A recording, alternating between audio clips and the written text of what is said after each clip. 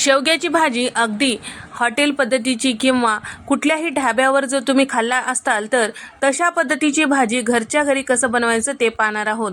असा जर तुम्ही भाजीचा प्रकार करताल तर नॉनव्हेजसुद्धा तुम्ही विसरून जाल, एवढी मस्त भाजी तयार होते। तर आज आपण मस्त चटपटीत खमंग आणि सगळ्यांना आवडेल तर सगळ्यांना खाता येईल असा प्रकार आहे। तर मस्त चपाती भाकरी कुस्करून खाऊ शकता अशा पद्धतीची ही भाजी आहे। चला तर मग रेसिपीला सुरुवात करूया। तर इथे मी पाव किलो शेवग्याच्या शेंगा स्वच्छ धुवून त्यानंतर कट करून त्यावरची साल काढून घेतलेली आहे। तर 3 इंचाच्या लांबीवर हे शेंगा कट करून घेतलेला आहे। सोबतच आता हे शेंगा आपल्याला थोडीशी अर्धवट शिजवून घ्यायचं आहे। तर त्यासाठी इथे मी कढईमध्ये 1.5 तांब्या पाणी टाकून चमचाभर इथे मी मीठ टाकून घेतलेलं आहे, अर्धा चमचा हळद टाकून शिजवायला ठेवलेला आहे। तर शेवग्याच्या शेंगाचा जे मसाला आहे म्हणजेच वाटण आहे, अगदी व्यवस्थित जर करताल तर भाजीला चव दुपटीने होतो।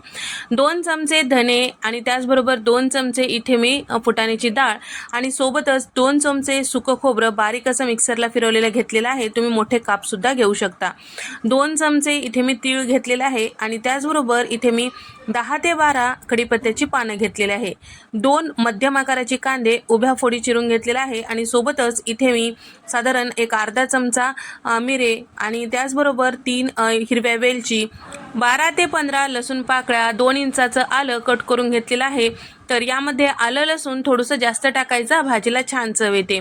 मुठभर इतकं कवळ्या देठासहित कोथिंबीर घेतलेली आहे, मुठभर इतकं बारीक चिरून घेतलेली कोथिंबीर घेतलेली आहे। तर दोन्ही कोथिंबीर एक वाटणात आणि फोडणीत टाकायचं आहे। तर इथे आपले शेंगा सुद्धा छान असं शिजल्या गेलेलं आहे। तर अगदी गाळ शिजवायचं नाही, हलकंसं नरम झालं तर पुरेसं आहे। शेंगा बाजूला ठेवूया आणि पाणी सुद्धा बाजूला ठेवूया। आता पॅनमध्ये मी साधारण 2 चमचे तेल टाकून घेतलेलं आहे। घेतलेले सगळे मसाले यामध्ये टाकून घ्यायचं आहे। तर छान असं आपल्याला परतून घ्यायचं आहे, 1 मिनिटासाठी कमी गॅसवर परतून घ्यायचं। तर या ठिकाणी सगळे जिन्नस अगदी काही क्षणामध्येच छान परतल्या जातात।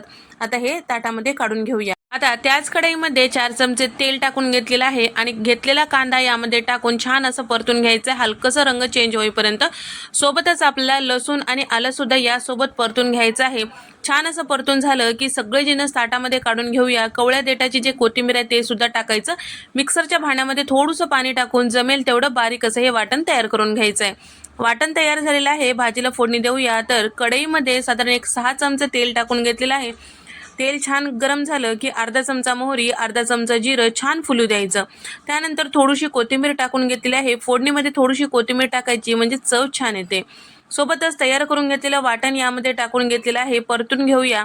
तर 1-2 मिनिटं हे वाटण छान असं परतून घ्यायचं। यामध्ये आपण तीळ आणि फुटाण्याची डाळ वापरली आहे, त्यामुळे वाटण करपू नये आणि जास्त वेळ परतवता येईल यासाठी इथे मी वाटीभर पाण्याचा वापर केलेला आहे। भाजीची खरी चव वाटण जेवढं परतून घेतात तेवढी छान चव तुमच्या भाजीला येईल। त्याचबरोबर अर्धा चमचा लाल मिरची पावडर, 1 चमचा इथे मी गरम मसाला टाकून घेतलेला, 1 चमचा कांदा लसूण मसाला, अर्धा चमचा इथे मी हळद टाकून घेतलेला आहे, अर्धा चमचा इथे मी भाजलेली जिऱ्याची पूड टाकून घेतलेला आहे। जिऱ्याची पूड टाकायची नसेल तर तुम्ही या ठिकाणी जेव्हा आपण वाटण भाजून घेतलं त्यावेळेस चमचाभर जिरे सुद्धा वाटण भाजून घेतल्या वेळेस टाकून घेऊ शकता। सगळे पावडर मसाले मिक्स करून घेतलेले आहे। शिजवून घेतलेले जे शेवग्याचे शेंगा होतं ते टाकून घेतलेलं आहे आणि सोबतच आणखीन परत अर्धी वाटी पाणी टाकून घेतलेलं आहे। चवीपुरतं मीठ म्हणजेच भाजीला जेवढं मीठ लागते तेवढं टाकून घेतलेलं आहे। म्हणजे शेवग्याच्या शेंगा जर या ठिकाणी आपण टाकला तर भाजीचं जे फ्लेवर आहे म्हणजेच वाटणाचं फ्लेवर आहे ते शेंगामध्ये उतरतो। त्यानंतर आपल्याला झाकून 1 मिनिट छान वाफून घ्यायचं आहे।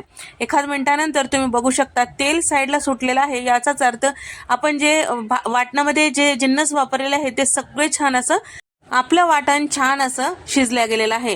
भरपूर अशी कोथिंबीर टाकून घेतलेलं आहे। आपण शेंगा उकडताना जे पाणी वापरलेलं होतं तेच पाणी यामध्ये टाकून घेतलेलं आहे।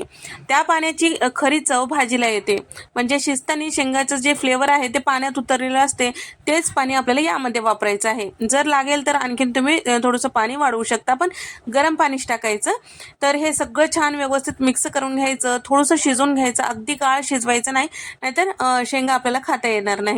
तर या ठिकाणी हलकंसं नरम झालं की तेल साईडला सुटलं आणि छान असा या भाजीला रंग आलं की समजायचं आपली भाजी तयार।